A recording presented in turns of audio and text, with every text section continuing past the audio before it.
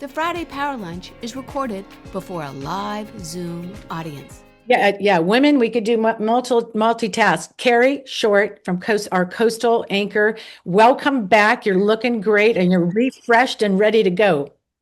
It's been a while, but I enjoyed my time off. Thank you all for your grace.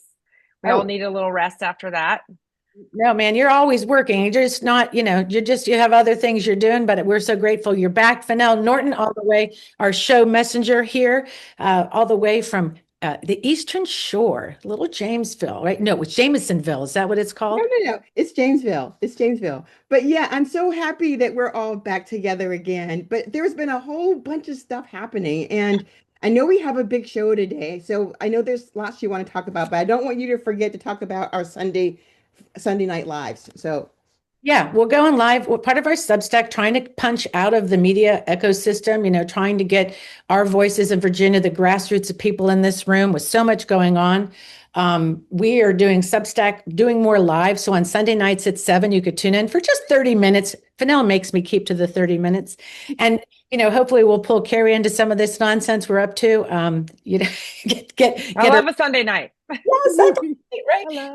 We will be interviewing guests also separately, which will be also very cool. So tune in for that. Subscribe to our Substack, like our YouTube, and follow our content. I mean, this is awesome what we're doing.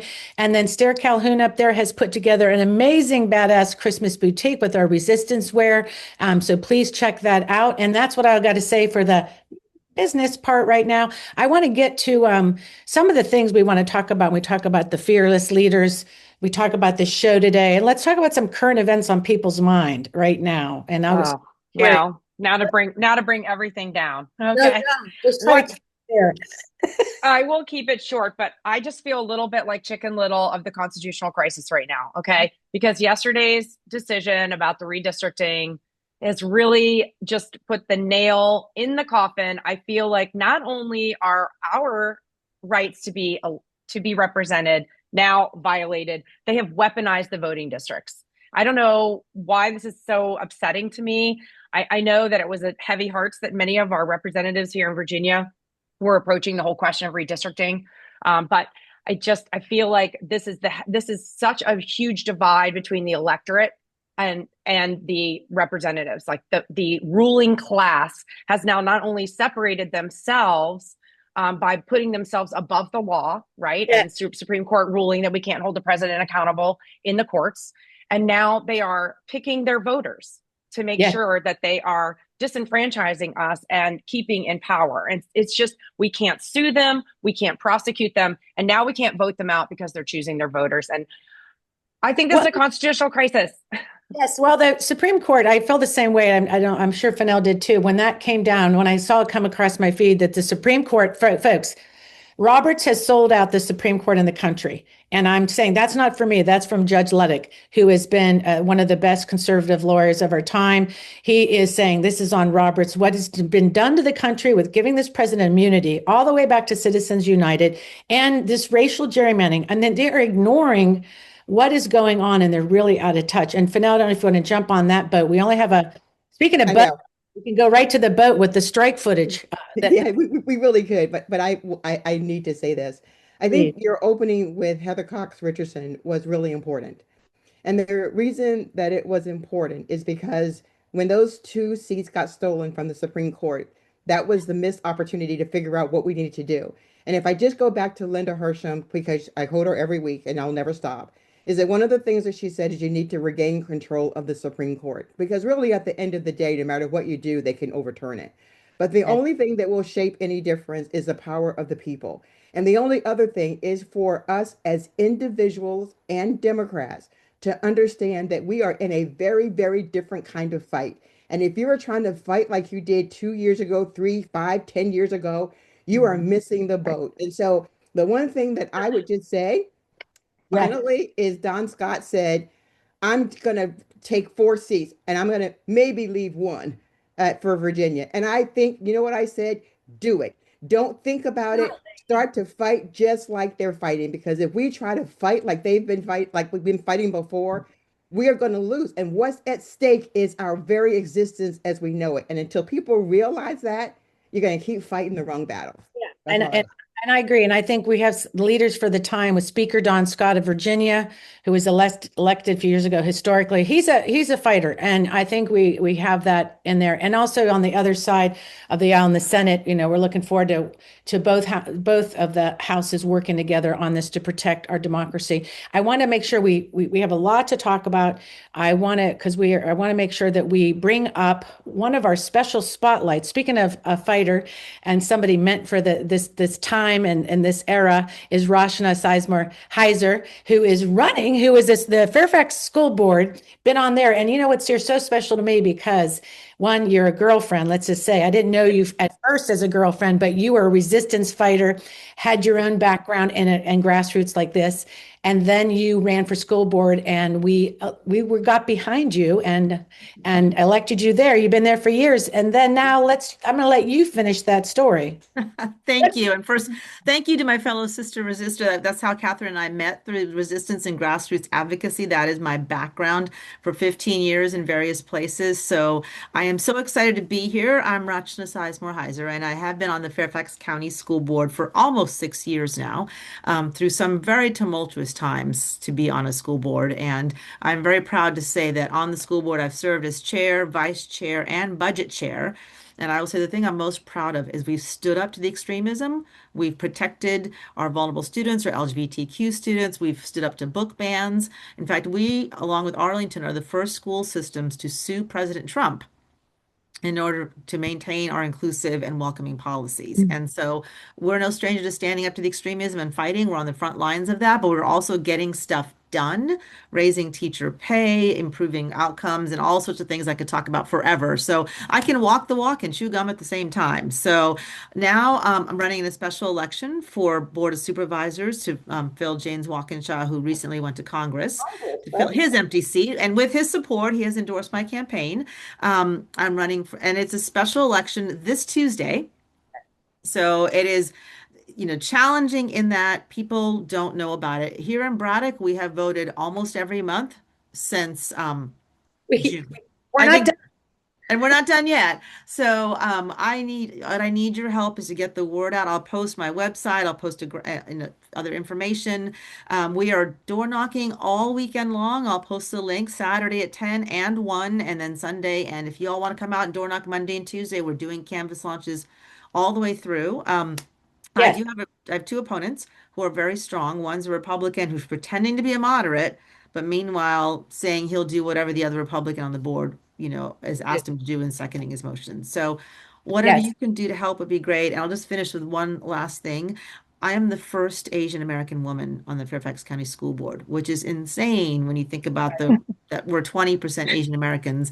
And if I'm elected, or when I'm elected, I will be the first Asian American person on the Board of Supervisors. And there's only 2 women on the Board of Supervisors out of 10 right now. So Fairfax needs to get up to speed. We're inside. People say, oh, Nova, it's all that. No, Nova, we're in Fairfax. We're a little bit behind the curve in electing women, by the way. Rachna, thank you for being here. Thank you. I appreciate the time and your support. I know you got to go. And I would say everybody do Very exciting. a few bucks in, make some calls if you're doing that. But it is just to tell people, I'm going to tell people why right now, and we're going to start the show, is because we had a when all these elections happened, we did get a Republican in that seat because we got tired and there were so many elections, people didn't turn out. So I want to make sure we get things started today because we want to welcome everybody again. From Network Nova Live, you are on the Friday Power Lunch. We are bringing you the hosts. We're the hosts bringing you the guests, the issues, the action, fueling the grassroots community across Virginia and coast to coast. And we're so glad you're in the room because we like to have fun as well. Show business, the chat. Woo! Use the chat. Poke around in there. Say hi to your friends. Tell us what you're doing. I'd love to know your plans for December. If you're freaking out already, like I am, that Thanksgiving's over. But also, if you're nasty in the chat, we'll kick your butt up. It's not a new idea. We just like to make sure we're building community and be respectful. It's not like we can't talk, but just don't be nasty. You know what that looks like. Support the show. If you're a patron, thank you so much. You're going to be getting a card in the mail. We're getting those together. We are looking for some addresses, by the way. But our patrons, we love to send little treats. We really appreciate the support. It's how we do the show, and we have to make sure that People support women doing the work. Yes, that's it. So reminder, make sure you follow us on Substack. You're a subscriber, push it around. Thank you very much. You're our best audience. The publication is free and we want to get this show started. So we are going to meet some of our fearless leaders, the commander, the author, the farmer, and the future. Elaine Luria is here. She is running in CD2. That's down in Virginia, near Virginia Beach area. We have Beth Macy, author, here, and she is running in Congressional District 6, the very exciting race over there, and Joy Powers, who ran as a delegate this past round in a very, very ruby red area, and she decided to step up for Congressional District 9. And of course, we already had Rachna, glad that she joined us. I want to make sure that people understand today is a special show focusing on how we're going to fight things different, looking at some leadership, picking around and their insights of what's going on. We recognize these are primary races. We respect all the people in those races. We will be doing more unpacking of that when we get into February and March before the actual primaries. And let me just say, by the way, who knows, redistricting is happening. There's going to be so much confusion, whatever. So let's get started. I'm going to pass it over to my friend, Carrie Short, to get it started with Elaine Luria. Thank you so much. We're so excited to have Elaine here. Many of us know her. We worked hard for her the first time around and the second time around. She's been an amazing representative. We've been so proud to have Elaine in Washington representing us. I just want to quickly just introduce you. All might know her. She's former representative for Congressional District 2 here. She served from 2019 to 2023. Her big win in 2018 actually flipped that seat. So we were so excited to do that. She is a Navy commander, surface warfare, I believe. And she has served the Armed Services Committee in the House. And of course, we all know the January 6th House Committee. So welcome, Elaine. I'm so glad that you're here with us today. Well, Carrie, thanks for having me. It's good to see so many familiar faces. And Fanal, I see that you're well represented on the shore. But lots of it's folks crazy to me that that traveling back and forth is kind of crazy to me. But yeah, lots of familiar faces. So great to be back. Well, good. Well, welcome. Well, of course, I think we're trying to get to know you all, the background, your history, your vision, why you're our fearless leaders. But first, I do want to talk about the question a lot of folks have been asking, and that is, where have you been in the last couple of years? I'm just seeing your face. What have you been doing to, fill your tank and come back for more?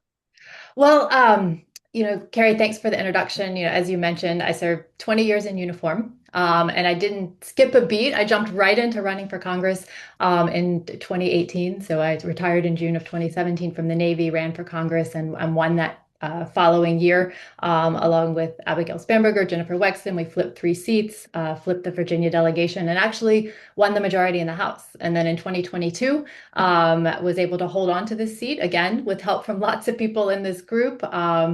And we lost seats all over the country and had a majority of about 4.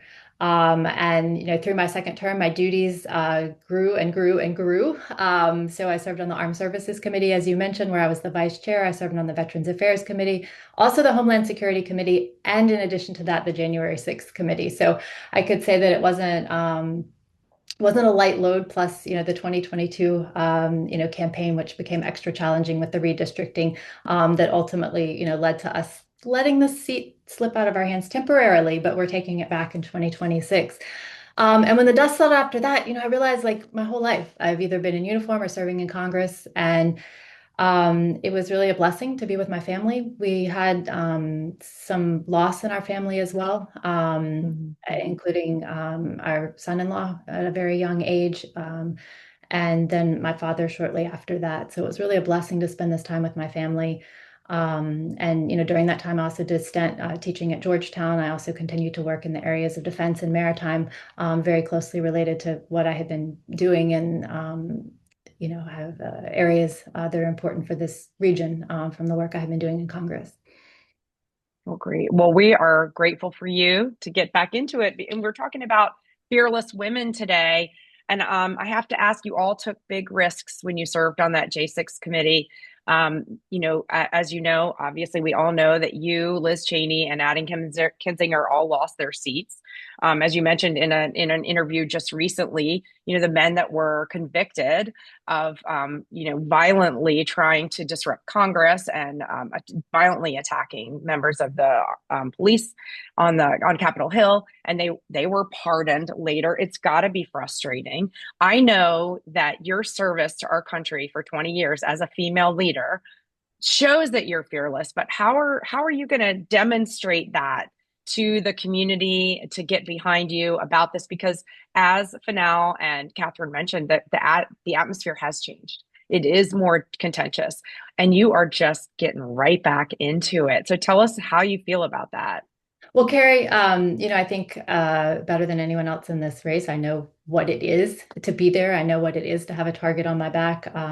You can see behind me, that's sort of the front window of our house. Just at the end of our driveway, we had a sheriff's deputy sitting for 9 months. We had people waving guns in our neighbor's driveway. We had someone attempt to break into our house, a continuous threat. So I know and understand exactly what it is to get back into this. And it's a decision that I made, along with my family, and the understanding that it puts, not just me as an individual, but our entire family at risk. But, the mission at hand, holding this administration accountable, and, our path to doing that is winning back the majority in the House and putting a check on Trump.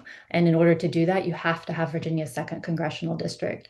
And so I realized that, I cannot sit on the sidelines, scream at the TV, any of those kind of things. I have to be back in the fight. And, working to make a change. So just to summarize my answer, I know very well what I'm getting into. And, there are some of my colleagues who, have thrown their hands up and said, they've had enough. It's too much. But I know exactly what I'm getting back into, and it's that important that there's no hesitation. Right. Yeah, it's I know it's going to take a fearless person, because things have changed. The environment has changed. It's gotten even more contentious. I know that people within our own party are really looking for a fighter who outwardly demonstrates that character. Everyone's been looking for someone like that. And you and I talked about this in our little pre-interview here. I know that I know that you've got that fight in you. What do you say to those folks who are looking? We have Governor Newsom out there. First of all, he's texting me every day, but he's also out there, saying loud things, being the noisy person out there. That's not your style. We talk about bringing policy documents to a knife fight sometimes as Democrats. That's not your style to be out like that. So tell us about your motivation behind that and why you think that approach is more effective. Well, sometimes when someone is a little bit more quiet and demure, most of the time, when you speak up and you speak loudly, people know that it's different and that you mean it in that case. And, you talked a lot about the January 6th committee and my role there. But you might also recall the op-ed and the push that myself and several of my other national security colleagues, including Abigail Spanberger and others, we were the ones who opened the floodgates for the first impeachment. We have been fearless and relentless in trying to hold this administration accountable, both in its first iteration.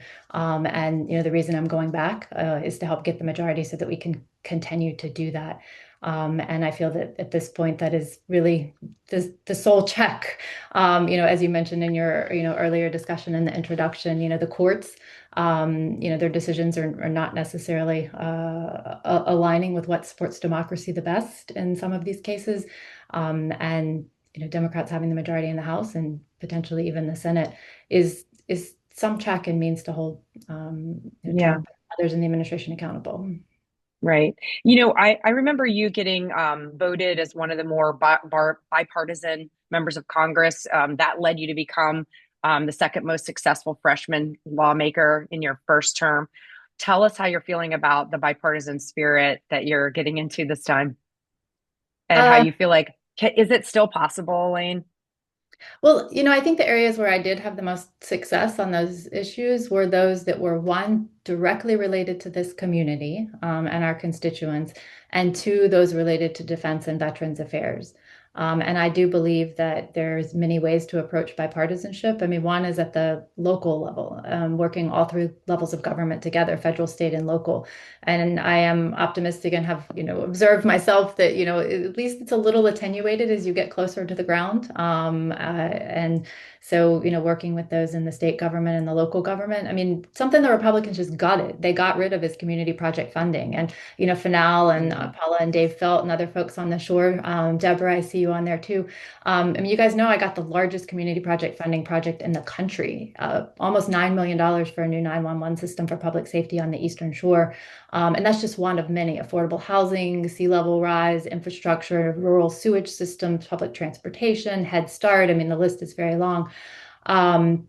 But those were things that came from the community and working with the community, and especially in some of the reddest parts of the district, we were able to make that happen. And then with Veterans Affairs and Defense, I won't go on too long on the topic, but we did pass the largest increase in access to veterans care in any of our lifetimes with the PACT Act, which was for those who were exposed to burn pits serving overseas.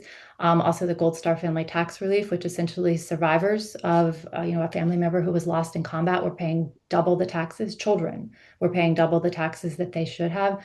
And we were able to fix that, as well as some tax relief for the victims, the families of the victims of this tragic shooting that we had in Virginia Right. Beach. So I mean, those are the kind of issues that, they're not the ones that make the headline news, but I think they are the issues that, even though we don't hear about them in this moment, there is still a path to work on those types of things in a bipartisan way, and they matter for our community. Right. Well, I'm glad you mentioned community. The last thing I think I want to hear you talk about, because we talked about it a little bit this week, is the grassroots. We're all on the call. We all worked hard for you the first time around. We have a constant refrain is like how grassroots work together with the campaigns. Are the coordinated campaigns effective? How are we working with staffers? I know it's still before the primary and we're supposed to be getting to know you, but selfishly, I need to know, as an activist who's going to be working their butts off in CD2, how do you plan on incorporating the grassroots leaders into your campaign? Well, the grassroots leaders and community members and folks who come in from all over the state and all over the country are really priceless for the campaign. I think we saw that in 17 when Ralph Northam won, and in our area we flipped 2 delegate seats. Then with this race in 18, then again in 20, it was a little tough because COVID made it a little more difficult. But as always, you guys and we adapted and found other ways to connect with people the best we could in that environment. So it is absolutely a priority for my campaign to make sure that we welcome and incorporate and synchronize, every group, both local and from afar, people who are here in person and want to participate virtually, whether that's, via the phones or texting or knocking doors or, just every means possible that we can bring people in. Because if there's a desire to help the campaign and help flip the seat and help flip the House of Representatives, we'll find a way to work you into our team. And I think we were really successful in 2018 in incorporating. I mean, I put it at the level of my campaign manager to be, the person who worked with the grassroots groups. And I am building out my team now. And I think the person I'm bringing on board specifically within my field team to be that liaison, already you will find when we, finalize that staff addition. Sure, you don't want to announce it now, Elaine, right here, breaking news. No, it's preliminary, but is someone who you guys have worked with before in other campaigns in Virginia and probably already have a relationship with. So, well, we value being included in your strategy for sure. I know for now you have a question or two. I just wanted to say just personally how excited I am, and that we already had an opportunity to see Elaine at our local Democratic committee meeting. I think she's been on the shore. The work that Elaine did on the Eastern Shore is really remarkable. And I think the opportunity is just to remind people of that work and the gap that we've had since she's been gone. I just love, people are speculating in the chat, Elaine, you need to take a look. It's kind of funny. Oh, I was trying to look at the camera and I was looking in the wrong direction. I'll read it when we get off. I'll keep reading. That's funny. Well, thank you so much. We can't say enough. I'm so glad you're getting into this in the primary. It's going to bring out the best in CD2. I do have a final question, another scoop, digging for another scoop. How are you? I know how's it looking? What are you thinking for the prospects of redistricting your district? Will it look like the old one? Will it look like a new one? What are your thoughts on that? I don't really have specific insight into what the map's going to look like if we get through this process. And, people are listening from outside of Virginia. So just so they understand, we have several hurdles. The General Assembly will have to vote on this a second time. The governor, Abigail, will call a special election and we'll have a referendum. So really it is up to the voters. And, I think that, because there's this, fight over, the redistricting and who can, pick up the most seats through this process, red or blue, the Republicans are going to pour a lot of money into Virginia to try to, hamper this effort. But, I think we're going to fight hard and make sure it comes through. So there really could be an opportunity, even before the midterms, for everybody here to be out, to support that effort.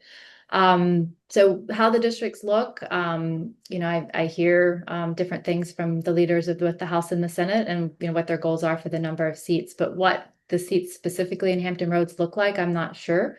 But I can tell you if you combined the current second and third, and just divided by half, you have two Democratic districts in this region. And it was clearly drawn and then exacerbated in 2022 to make the second a Republican leaning district and the third to, have a disproportionately, for it to be reliably blue, but an even higher share of Democrats in that district than would be required to keep it reliably blue over time.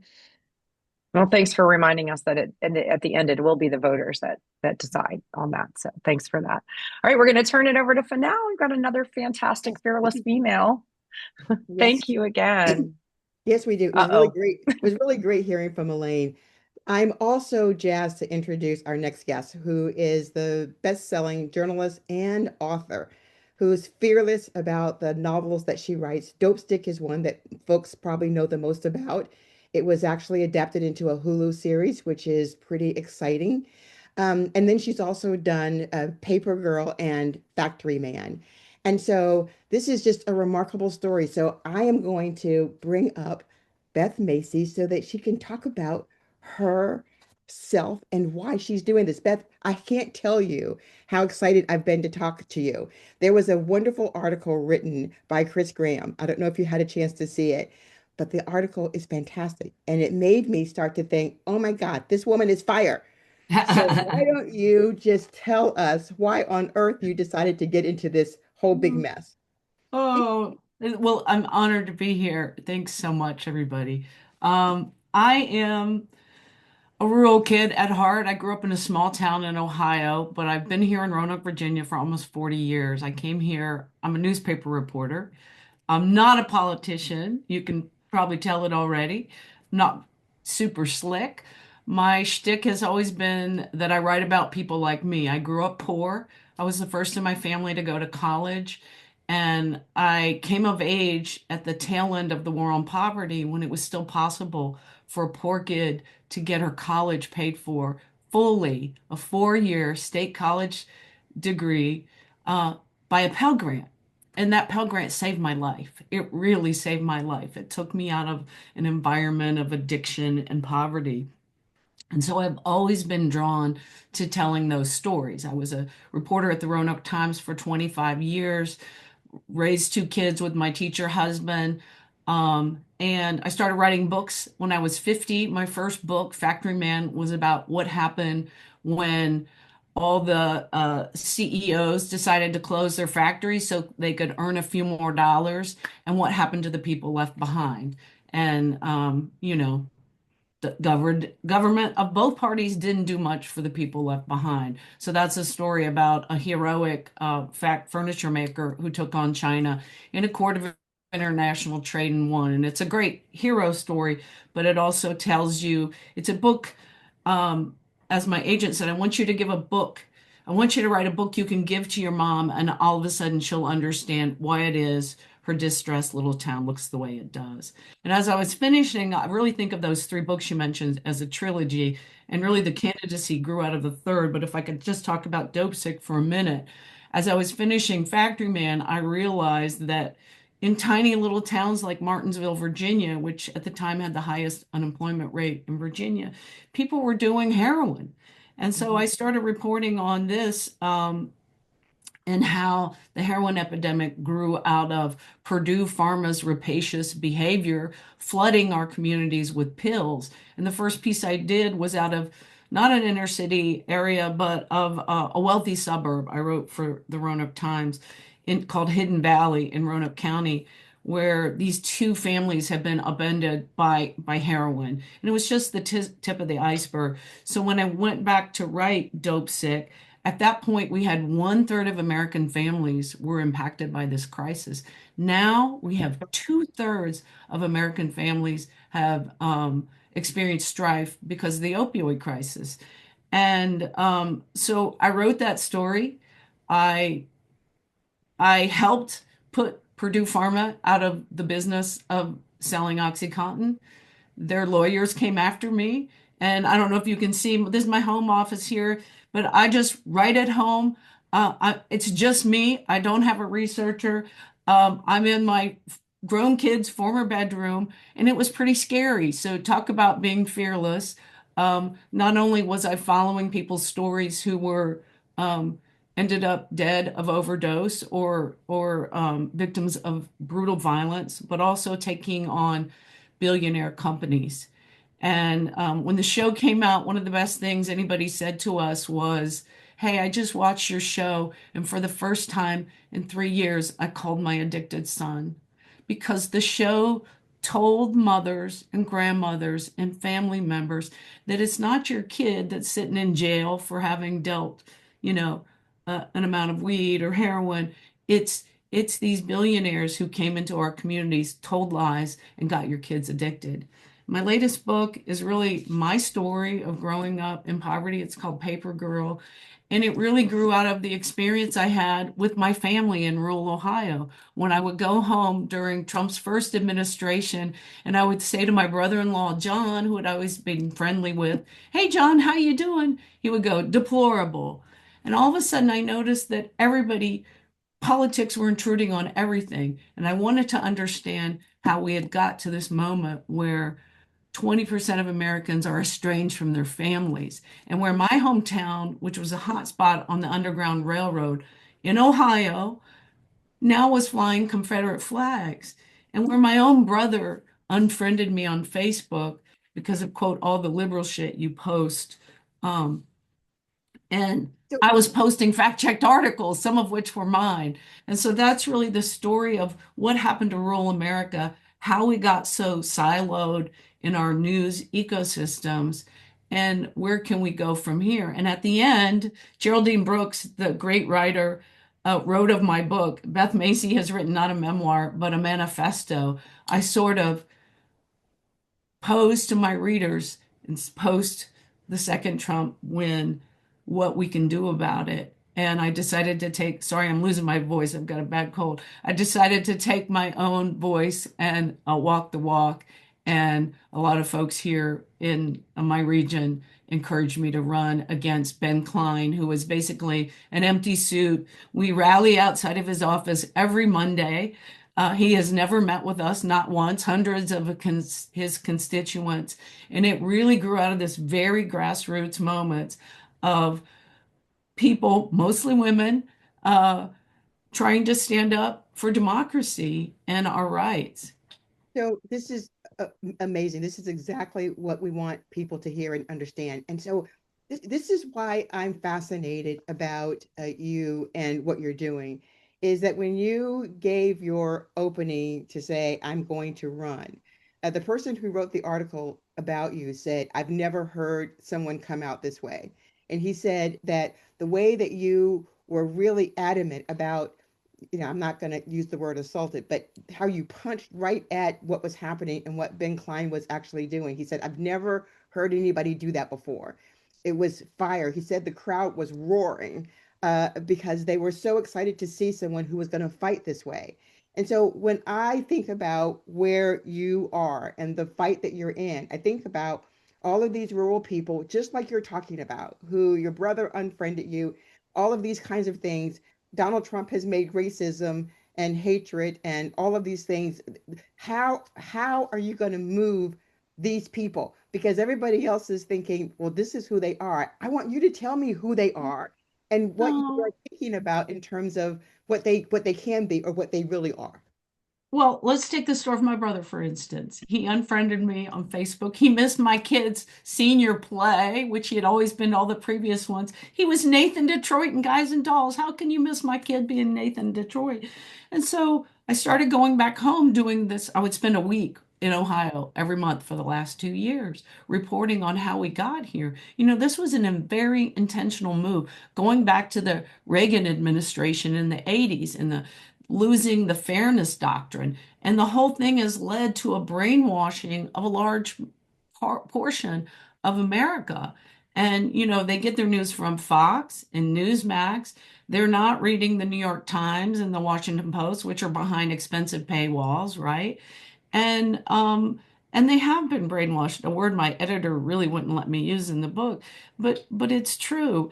And so you take a look at that, and then you take a look at what we've allowed Silicon Valley executives to do with our family members. We know that lies spread 6 times more than the truth spreads on social media. That's from MIT. That is fact checked. And I see it in my family all the time. But I did a lot of research on how to have these conversations across the divide. I did my reporting homework before I went back and sat down with my brother and my relatives. And one of the things was just like start to get to know who you are as people again. And so I get that question at every book event. Help, Thanksgiving's coming, Christmas is coming. I don't know how to talk to my relatives. I said, we're people now. And what do we have in common? We're all struggling with affordability. We're all worried about health care. I have a friend who's a hairdresser. She's about to see at the end of this year when the Obamacare subsidies expire, her premium is going to go from $198 a month to $1,200 a month. She's not going to be able to afford health insurance anymore. We got to be calling this. This is bullshit. We got to call this out. Ben Klein has voted to cut veterans benefits 3 times this year alone to cut veterans care and benefits. CD6 is disproportionately large number of benefits. There are just so many things that we can be reaching across the divide. We're not going to get everyone. We're not going to get my evangelical sister who thinks my queer kids are going to hell. We're not. But there's a lot of people we can get. Yeah, you don't need them all. You only need like 16% of them. And so that's what I think we're all interested in hearing is that when you think about jumping into a race like this, where this is predominantly red area, in terms of thinking, so messaging, how do you think about, what kind of bold ideas? I think you just coming out, the way that you came out was already really bold. But when you think about, the kind of environment that we're in, what do you think about, how you're going to sort of situate yourself to be in these spaces where folks have just turned away from reason? Yeah. I mean, one of the things, like, one of my strengths is I've been reporting on the opioid crisis for 10 years now, starting with my newspaper work. And I've become an expert on it. I've testified with the drug czar under Biden's administration. I've been at congressional hearings. And I know we are not responding to the scale of this epidemic with the scale of treatment and all the Medicaid cuts. That's going to be horrendous. My expert friends and sources tell me that if these Medicaid cuts go into effect, we're going to set addiction treatment back 20 years, right? We can't incarcerate our way. We can't be blowing boats up off of Venezuela. That's not going to do anything to help our cousin who's sitting in jail, right? So we have really got to get back to that. Education is a huge issue. When I went to college for free on a Pell Grant, my mother made $8,000 test driving cars for a Honda subcontractor. Today, a person like me, of equal wealth at that time, they would only get 30% of their tuition covered. So we have just basically, very slowly, very quietly, taken the ability for a poor kid to go to college. We have a crisis of opportunity. this me today would only get 30% of their college paid for. I think this is criminal. I think we need to double the Pell Grant. I think we need to double the minimum wage, which has gone the longest period of time in history without being the federal minimum wage, without being impacted. And we really got to restore these Medicaid cuts. Yeah. Here's my final question, and that is race. In districts like District 6, how does race play in a place like that? And how will you sort of grapple with where people have sort of driven themselves in terms of how they think about a multicultural society, that they would rather, this I'm asking, would rather stay as they are in order to protect a whiteness that may exist in the spaces that lie there? How do you think about that? I think we need to have more community forums. I mean, at my launch, I had the head of the NAACP. I had Reverend Bill Lee speak, somebody I've known for almost 40 years. And I think most Americans in their heart are open to people. But as I say, so there's been so much work from this billionaire class coming out of Silicon Valley to divide us and to try to tell us we're not alike when we are. And when people really talk to each other, people begin to see. And they're beginning to see that we're being snowed. We have been snowed. The system is rigged against us. And when everybody has a chance to have a life better than the one they were born into, then we all can succeed. Yes, that's a great way to follow that up. And Beth Macy, it is so great to have you on the show. I know that we had some questions in the chat that maybe you can look at. Somebody they were real excited because Roanoke was on fire against Ben Klein, and you got activists to show up. And I think the convergence of that energy on the ground in your campaign is going to be really interesting. And just like before we bring up Joy Powers, which is very similar district and sort of issues when you guys, maybe how you think about fighting in these districts or is reaching people. And like Fennell and I have talked about this, really pointing out and getting the message where they're really feeling the reality of what is happening to them. For finally, can they decide to vote for something different? And that's the conversation, like you said, is really calling that out, so. Yeah. Thanks so much. These rallies on Mondays are incredible. These are people who've never protested in their lives. Right. And I just found it so moving. And they said, we really think you're the only one that has a shot at beating him. And then somebody else said, do it for Max and Sasha. Do it for your kids. And how can you say no to that? Yeah, exactly. So yeah, look in the chat. There may be people and maybe there's some questions you could answer. If you could stay longer to the after chat, please do. But we know many of you have other, you need to run. So thank you so much for being. I got your book. And I have Paper Girl. I'm going to get the other ones too. I've been so excited about this, and I know we're going to have a chance to talk again because I also have some ideas that you might be interested in. Excellent. Thank you. And Substack and one-on-ones on Substack, because I have to say, I bought it at a woman-owned bookstore, Bard's Alley. Shout out to Jen Morrow. Oh, I love that store. I've been doing events there for years. Jen said hi to everybody. They're a sponsor of the Women's Summit. So great to see you. Thank you so much. And let's bring up Joy Powers, which I'm very excited. I'm sure that she is just chomping at the bit, cattle rancher. Where's she at? Let's bring up Joy Powers. There she is. Hey guys, thanks for having me.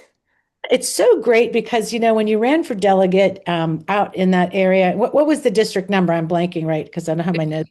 We were Area 51 or District 51 out here. And kind of sort of like conspiracy going on down there, maybe. Yeah, we did our best to rid the conspiracy theories of that cycle. So well, everything you're hearing now, what we really wanted to spotlight, because we know, again, you're in a primary. There is people in all these primaries, which we'll have you all back for that discussion. But what I loved and I was attracted to was one, when we're looking at Congress and trying to, like, our whole state of Virginia, we'd like to see more women, more representation in some of these areas. So there's a real opportunity there. But you're tied to the land, fourth generation cattle rancher, really involved in public service in your area. And how did you find your delegate race? And then how did you decide to transfer all of that to the congressional? Tell us a little bit about your story. Um, well, first, I say that I never intended to run for public office. I always say that like God makes me eat my words, and that's how I learn my greatest lessons. But I think I'm sure, like many of us here, November 2024 hit like a freight train. I was part of the 4 a.m. club, and when I woke up that morning, I said, something's got to be different. And so.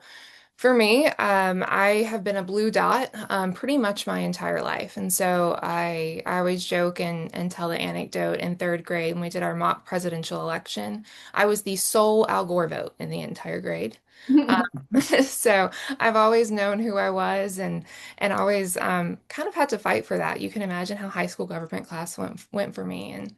And so it's a special dichotomy of loving your community because I unapologetically love Bedford. I love Southwest Virginia. I love these people. I love this land. And then we get to election day and we need to have some serious conversations. And I think that, for me, going back to that November, last November and thinking, what's next? I said, how do we message better, essentially? How are we in the right rooms? And so I looked at just my personal life. I was involved. I was a state FFA officer, Future Farmers of America, Farm Bureau, 4-H, the Agribusiness Council, involved in all these things. And when we look at that, where are the Democrats in the room? And so, me was like, I'll send some emails. I'll say, hey, like you guys should get involved in this. And someone very gently told me, Joy, the Democrats are present in those rooms if you're present in those rooms, but maybe you could do more. And so that was kind of a wake-up call where I said, maybe I never intended to run for public office, but that was the way forward. Right. But when we look at District 51 and we look at it's very ruby red. And so we look at the past races that have been run here. They, Delegate Zier, who was reelected to that seat, a good friend Dana Carome can tell you exactly how problematic and just how hostile and extreme that man has been in his time in the General Assembly. And what we were able to do during my HG run was basically temper him. He was not able to go and run that transphobic bigotry mess because my policy was so good. Yeah. So, even though, we held our margins, we showed up, we activated every Democrat in 51 and we got them to the polls for Abigail, and that was a big deal. But we made him spend money. Early on, he announced publicly that he was sending all of his funds that he raised to Lily Franklin's district. No, you aren't. You are. Get spent it in Area 51, right? So we made him spend it. People said, we've never seen this many delegate signs in this district. And I said, I know. But that meant that, we had to do the work. So there's value in doing that. We were able to see Lily Franklin flip that seat. We were able to see some other huge local races wins in this district. And so the thing that we can learn from the Republicans is they don't look at any district as unwinnable. They look at every district and they make a plan. And so that's where I'm at is, I'm a cattle farmer. My family's been living in District 51 for over 200 years. I can't pick up and move 400 acres and 100 head of cattle. I'm not going to. And so how do I make this community better? How do I make it safer here? So getting off on too far because on the stuff, I want to sort of narrow down some stuff so people really get a good look at what's happening over the years. Because what I think a good point you said, and we've been talking about run everywhere, and what does that look like? And that really means investing in seats. And Lily Franklin, that just didn't happen one time. It's been years. And so good candidates running in these areas and the support, seeing signs for the first time, all of a sudden people look out the window like maybe there's other Democrats. But let's talk about your area was a Democrat for like what it was like over 28 years. Rick Boucher was a Democrat. It was all about coal mining. Obama came in. We saw a big switch in 2010. All that ninth district was Democratic. Now what was the switch there? And then how are you using that switch to switch it back? And when you say is it, messaging to me is conversations or how we talk about stuff. But like we see this out there. I don't think people understand that when they look at Virginia from the outside. This was Democratic country. This was unions. This was coal mining. And Beth Macy talked about that paper girl being left behind. And when Trump came in, they felt kind of unified. They felt like somebody was speaking for them in these areas, in these coal towns.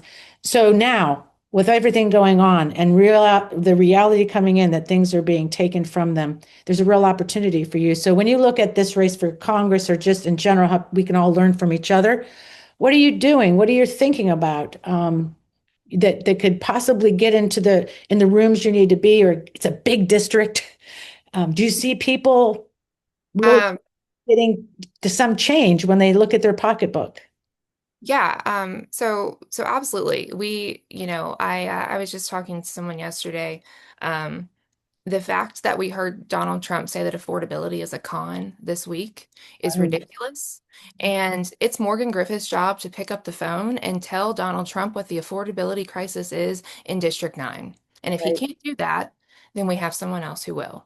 And so, we have to have somebody who is tuned into the district. We have to have those issues. And I say, and I really believe that if the economic policy coming out of Washington, D.C. is that of 50-year mortgages, that every district in this country is winnable if we go and we talk to the people.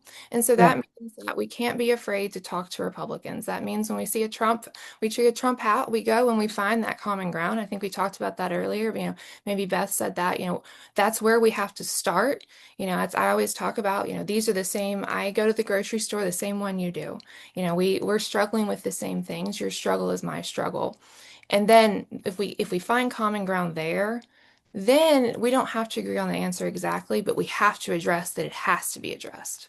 Well, it is seeing you as a person person in your community. They know you, your background, your faith, your whole commitment to everything. So I think when we really start turning people's direction, that like Fennell and I talk about, you're not voting for a Democrat, you're voting for Joy Powers, but eventually they'll kind of maybe come over to that kind of thinking. Right now, I think it's kind of tribal, it's cultural. There is this thing like, I can never vote for a Democrat. They're evil, they're all that. But then there's Joy Powers. And then what's the Morgan Griffin ain't doing shit for me, right? Like he's not doing anything. That's to me, the question you should ask everybody in your district, right? What is Morgan Griffith doing for your family?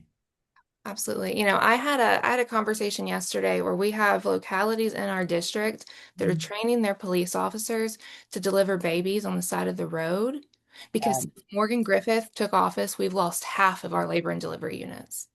That is right there. I mean, spot on. So I know we're running up to time, and I wanted to say one thing I thought you stood out on that I was really interested in is your home plan. Could you just briefly go over your home plan? Because it reminds me that we had Danny Cook on, who's amazing, and she calls it HEHE, which is housing, education, health, and economics, if everything centers around there. So this is kind of sounds like to me, something similar. What is the home plan and how can other people use it? And why is it going to be so important in your race?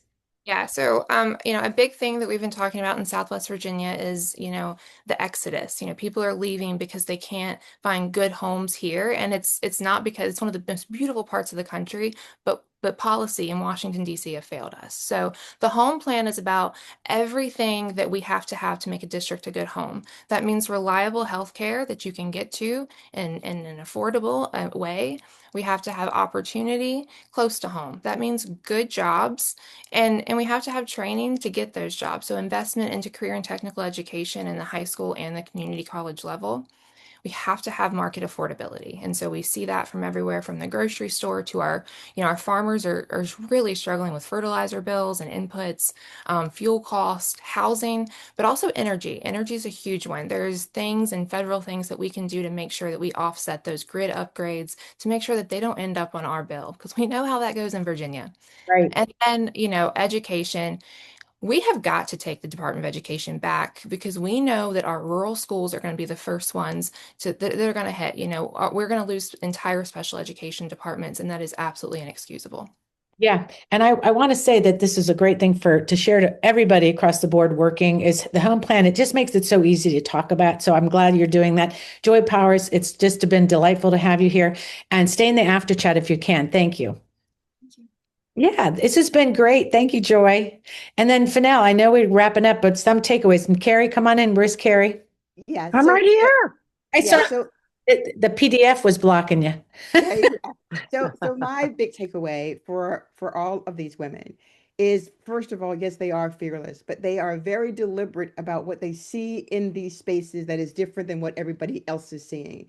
And the idea about how you go about making a difference. And we women see things differently. And that's why this was such a good conversation to have, to think about just who they are and why they're thinking about these races in the ways that they're thinking about them, and the stories that they bring to the table that can help move and unblock some of the thinking that people have. I also felt like not only are they fearless, they're freaking smart. They were able to articulate things in a very real way. And I am personally quite tired of hearing the circular discussions, the canned speeches that people are giving, that, I've stopped watching the Sunday morning shows because they just keep saying the same thing. Mike Johnson says the same thing. I'm so tired of hearing it. There's no meaning in any of the stuff that they say. It's just blah, blah, blah, blah, babble. So to hear them giving thoughtful answers the way we want to hear it about issues that are important to us is very refreshing. And I didn't hear anyone, Elaine served as a politician for sure, but she is not a politician. And it's so great to hear people speaking in a way that I can relate to, and in a very smart way. Not that I'm surprised by that, because I'm a feminist, but I just am so proud when I hear like intelligent people running for office in Virginia. The commander, the author, and the farmer. And I'll say with Joy, I think that home plan, like Danny Cook's, the housing, she called it he, which it really, really helps you really think, and it gets right to people's pocketbook. And I think there's two things going on. They're talking about this affordability thing, which it's a hoax, by the way. And then also being able to really fight for what matters. Right now, this is a moment, it's a different moment. And like Heather Cox Richardson said at the beginning, to take our country back.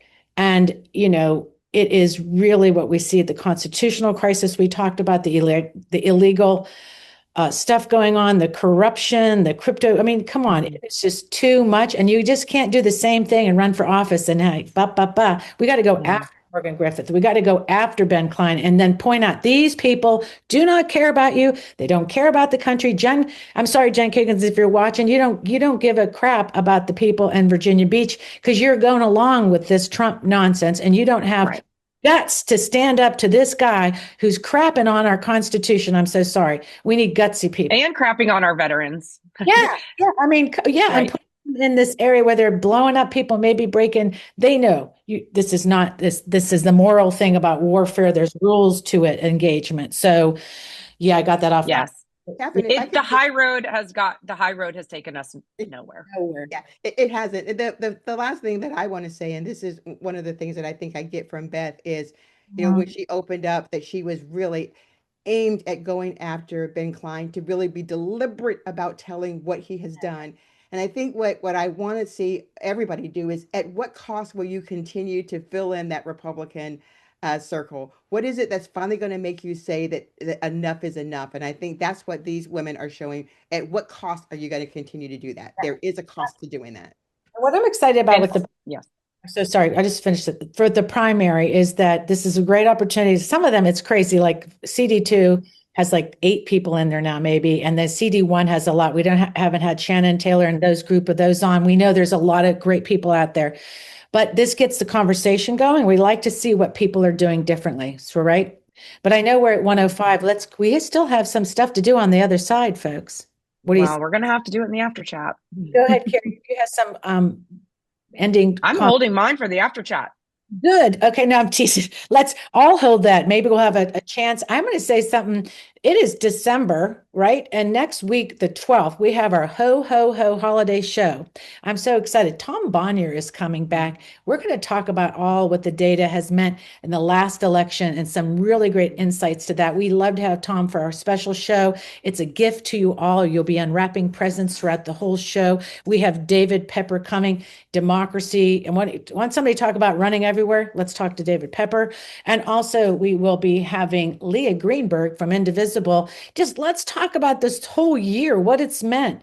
I think it's great to return back to Leah, see what's going on, making our plans. Because let's face it, folks, if it wasn't for Indivisible and the people behind that, that move on and all the different grassroots organizations, we were the resistance. It was the grassroots that did this. And that is the truth. And what they have been saying, this is the time to even go in harder. It's not a time to relax. This is the time for us to go in hard, not give up, because as Heather Cox Richardson said, it's time. It's not time to give up. It's time to fight hard. And lastly, speaking of that, Rachel Bidikofer is going to be ending our holiday show, and she will be putting hole in some people's socks, I'm sure. We'll see who's on the nice list, who's on the naughty list. We want to hear from you. Send us your nice and naughty list. We'll talk about it on the show. If you're a patron, especially, you'll be getting information about that. So I'm so looking forward. It's going to be a longer show. We will be going an hour and a half probably to really unpack everything. So we're excited about that.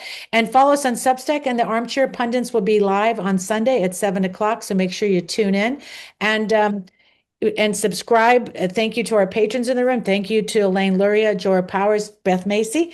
And we hope you guys stick with us on the other side. Dennis, it's time to roll credits. And I'm going to update the credits. I'm still working.